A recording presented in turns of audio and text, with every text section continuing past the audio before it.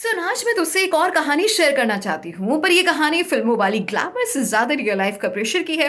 सोच के देखिए कि चेहरा जो हमने सालों से बिग स्क्रीन पर स्ट्रॉन्ग, कॉन्फिडेंट, ग्लैमरस देखा, फिटनेस आइकन, रियलिटी शो की जज, शमिता नहीं, शिल्पा वाली पर्सनालिटी। और अचानक सुबह की breaking news, income tax raid, हाँ, शिल्पा शेट्टी। 18 दिसंबर 2025 थर्सडे का दिन, जब आईटी डिपार्टमेंट के ऑफिसर सिर्फ फाइल्स नहीं, एक पूरी इमेज को स्कैन कर रहे होते हैं। रेड सिर्फ घर पर नहीं होती ना, रेड सबसे पहले रेपुटेशन पर पड़ती है।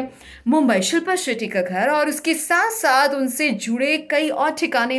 रीजन, बैस्टियन, एक नाम जो मुंबई के एलीट क्राउड के लिए सिर्फ रेस्टोरेंट नहीं, स्टेटस सिंबल है। पर जब पैसा बड़ा होता है ना, तो स्क्रूटनी भी उतनी ही बड़ी हो जाती है। सच ये है कि आईटी डिपार्टमेंट ने सीधा घर से शुरुआत नहीं की। पहले नॉक हुआ दादर के बैस्टियन रेस्टोरेंट पर। 17 दिसंबर पूरा दिन officer documents, accounts, investments, tax filings आर तक चलती रही रेड।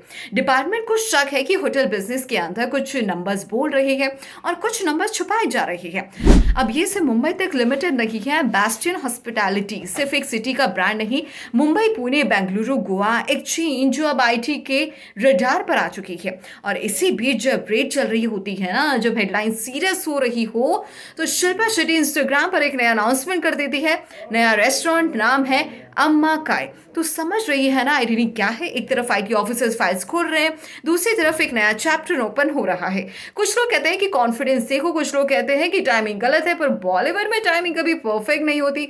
अब बात सिर्फ रेस्टोरेंट की नहीं है, शिल्पा और राजकुंद्रा की है। ये नाम साथ आते ही कंट्रोवर्सी अपने आप एंटर कर जाती है। पिछले कुछ सालों से ये कपल हेडलाइंस का रेगुलर कंटेंट बना हुआ है और अब 60.40 करोड़ का fraud case, economic offences wing EOW.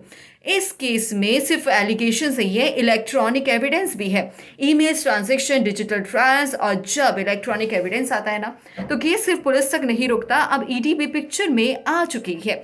अब तो जानते हैं कि ईडी का मतलब होता है लॉन्ग गेम। बॉलीवुड में बहुत लोग कहते हैं सब सेटल हो जाएगा, पर जब ईडी आ जाए तो सेटल का मतलब सिर्फ कोर्ट डिसाइड करता है। और यहीं से ये कहानी इंटरेस्टिंग हो जाती है, क्योंकि शिल्पा कोई नई एक्ट्रेस नहीं है। उन्होंने अपना करियर रिबिल्ड किया है, अप्स एंड डाउन देखे हैं, पब्लिक जजमेंट झेला है, कमबैक किया है। पर लाइफ का सबसे टफ रोल स्क्रीन पर नहीं होता, वो होता है रियल लाइफ का साइलेंस। कैमरा ऑफ होने के बाद जब घर के अंदर लॉयर्स, डॉक्यूमेंट्स और क्वेश्चंस होते हैं और बाहर मीडिया, फैंस, फ्लैशलाइट्स और अजम्पशंस, तो एक बात नोटिस कर, शिल्पा ने कोई एग्रेसिव स्टेटमेंट नहीं दिया, न डिनायल, न क्लैरिफिकेशन, सिर्फ का। शायद क्योंकि उन्हें पता है कि बोलना और चीज से प्रूफ करना अलग चीज। अब बॉलीवुड का एक रूल है, आज हीरो कल हेडलाइन, आज ब्रांड कल क्वेश्चन मार्क। और फिर लोग पूछते हैं ये लोग इतने अमीर कैसे होते हैं?